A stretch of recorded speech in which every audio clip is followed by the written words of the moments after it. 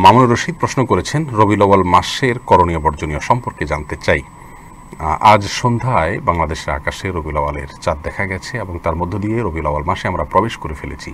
রবিউল আউয়াল মাস, এ মাসের বিশেষ করণীয় বা বিশেষ কোনো বর্জনীয় বিষয় আছে কি নেই, এবং এই মাসের বিশেষ কোনো তাৎপর্য কোনো হাদিসের আলোকে আছে কি না, এ বিষয়ে আমরা আলোকপাত করব। তবে প্রথমে বলে রাখি যে ইসলামে বছরের যে চান্দ্রবর্ষের 12টি মাস আছে, 12টি মাসের মধ্য থেকে সবচেয়ে শ্রেষ্ঠ এবং সেরা মাস হলো রমজান মাস, যেটাকে সাইয়্যিদুশ শুহুর বলা হয়েছে বিভিন্ন বর্ণনায়। আর রমাদানের পর অন্য যে 11টি মাস আছে, সেই 11 মাসের মধ্যে 4টি মাস আছে যে মাসগুলোকে কোরআনে কারিমের সূরা তওবা সহ বিভিন্ন আয়াতের এবং রাসূল আকরাম সাল্লাল্লাহু আলাইহি ওয়াসাল্লাম বিভিন্ন হাদিসের আলোকে 4টি মাসকে সম্মানিত মাস বলা হয়েছে। আর সেই 4টি মাস হলো জিলকদ, জিলহজ এবং মুহররম, আর রজব যেটা শাবানের আগের মাসটি।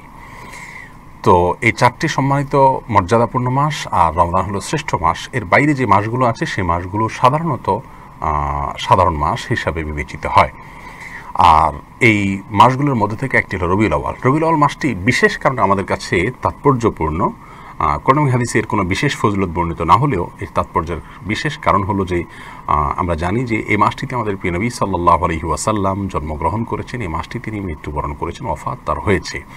তো তার জন্ম এবং ওয়াফাত এই একই মাসে হওয়ার কারণে এই মাসটির প্রতি আমাদের বিশেষ আগ্রহ থাকে, এবং এই মাসটি যখন আসে আমরা প্রিয় নবী সাল্লাল্লাহু আলাইহি ওয়াসাল্লামের কথা খুব বেশি স্মরণ করি, আমাদের খুব বেশি স্মরণে চলে আসে।